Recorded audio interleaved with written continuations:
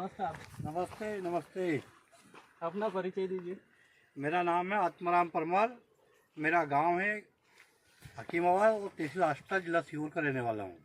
तो आपने 605 ही क्यों चुना? 605 इसलिए चुना क्योंकि ये रोटावेटर और पिलऊ के लिए बहुत बेहतरीन है। पहले मेरे पास महिंद्रा का 575 हीरो था और वो 43 HP होने के कारण से मेरे पास काम अधिक है। काम अधिक होने के कारण से मैंने नोवो का 605 चुना है, क्योंकि मैंने कई बार इसके वीडियो भी देखे हैं, वो चलता हुआ भी देखा है, तो मेरे को बहुत बेहतरीन साबित हुआ है।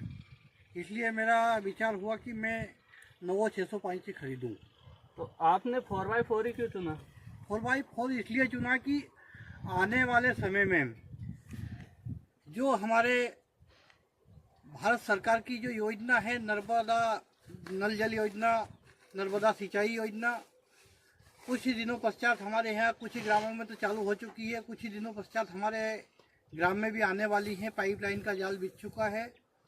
तो आने वाली फसल में 3 फसल होगी हमारे यहाँ। सबसे प्रथम, जैसा हम हरदा जाते हैं, बुधनी जाते हैं, बैतूल जाते हैं, वहाँ पे धान की फसल होती है। हमने देखा वहाँ पानी पर्याप्त होने का कारण से वहाँ धान होता है, और धान के पश्चात वो गेहूं की उपज पैदा करते हैं, और गेहूं के बाद में वो फिर मूंग की फसल लगाते हैं। तो वहाँ कुछ कुछ खेत रहते हैं, बनाने पड़ते हैं ड्रम्स के माध्यम से। उनको एक तो कटिंग करना होता है, गीला खेत होता है, गीला खेत की कटिंग करने में ट्रैक्टर, बड़ा ट्रैक्टर और मजबूत टिकाऊ ट्रैक्टर की आवश्यकता होती है। तो इसके अलावा हम सुपड़ियाँ भी लगाएंगे। सुपड़ी लगा के धान के लिए छोटे छोटे टुकड़े बनाने पड़ेंगे हमें। 20-20, 25-25 डिसमिल 25 डिसमिल के धान के टुकड़ों में हम पानी भर के वापस धानों की पैदावार लेंगे। तो उसके लिए हमें 4x4 की विशेष आवश्यकता थी।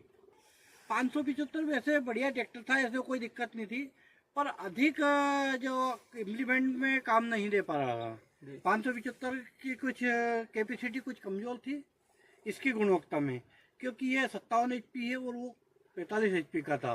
तो जितना हम काम लेना चाहते थे उतना काम वो नहीं दे पा रहा था। मैंने सबसे प्रथम इसको रोटावेटर के लिए चुना है, दूसरा पिलऊ के लिए, और तीसरा सुपड़ी डोजर के लिए। 3 काम मेरे लिए विशेष है और मैं तीनों काम पे इसके लिए चलाऊँगा। सुना आप 855 भी लेने का विचार बना रहे थे?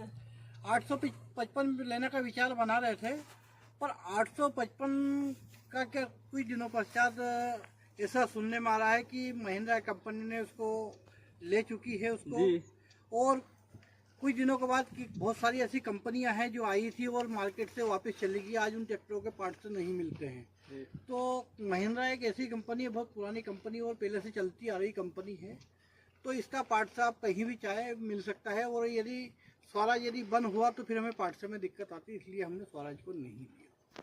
जी, तो इसके बारे में कुछ समझाइए हमारे व्यूअर्स को। सबसे प्रथम तो इसमें क्या है, एक सेंसर लगा हुआ है जी। हम जैसे 4x4 चलाते हैं ऐसे जी। तो 4x4 के लिए हमारे ये हरी लाइट आ जाती है जी।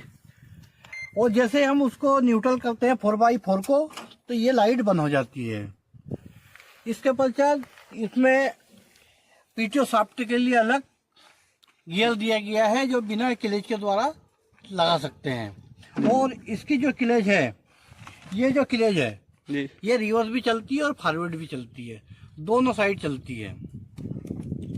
तो अभी कितनी सर्विस हो चुकी है इसकी? अभी सर्विस नहीं करवाई। अभी सर्विस नहीं करवाई? हाँ। अभी मतलब फर्स्ट सर्विस मान सकते, फर्स्ट सर्विस पे ट्रैक्टर। हाँ, तो क्या माइलेज है फर्स्ट सर्विस पे? फर्स्ट सर्विस पे 6.5 का दे रहा है। वैसे लोग कहते हैं फर्स्ट सर्विस पे देखना नहीं चाहिए माइलेज। फर्स्ट सर्विस के लिए तो क्या है, जैसे आपको उसको चलाएंगे तो माइलेज देखने की जरूरत नहीं, क्योंकि फर्स्ट सर्विस में क्या है, पूरे खिल पुर्जे जो होते हैं जी, क्रेन होती है, उसके गाले जब घिसते हैं तो धीरे धीरे उसका एवरेज आने लगता है, जाम चलता है, धीरे धीरे वो 4.5 के समथिंग आ जाएगा। जी। तो कितने में पड़ा ये एजेंसी से? ये हमें 10 लाख में पड़ा है। 10 लाख में? हाँ। इसमें हम देख पा रहे हैं ये कैनोपी भी है एजेंसी की तरफ से या आपने अलग से लगवाई? हमने अलग से लगवाई कैनोपी। जी। कैनोपी साउंड सिस्टम हमने अलग से लगवाया है। जी।